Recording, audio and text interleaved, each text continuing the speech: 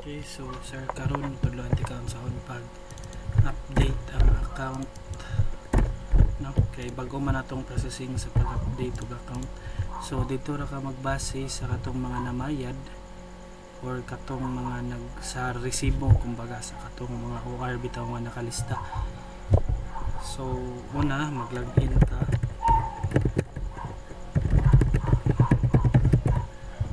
Okay, so kung makita dayon nimo sir na at there is excuse, makita nimo ate bago nga button diha na i-process. So dali lang ka ato sa process, dayon search din nimo kung kinsa tong nasa resibo. Example nino si butang nato ngita lang ta dere kini. So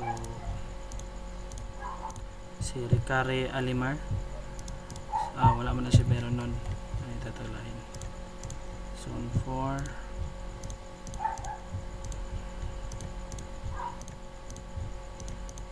so may mga meron nun.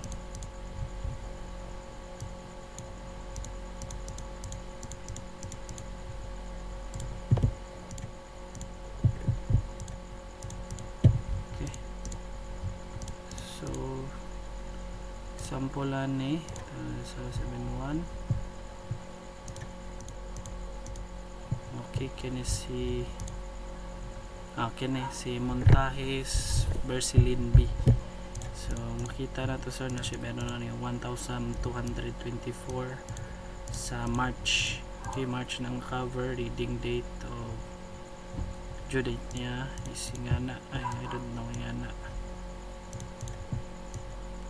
So nahimon din na to na kay ato siyang i-process pay. So process pay, pwede ka mag-impose og penalty ana. Kung mag-impose kag penalty o dili siya, example sir sa katong resibo nimo is nagbayad siya before sa penalty, so dili nimo siya i-check. Pero kung nagbayad na siya after the penalty or na penaltihan na siya, checka na nimo.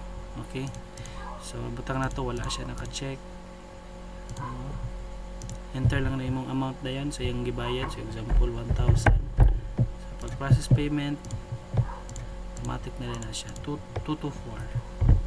Okay, so yung ana ra sir ang pag-update sa bagong account, no.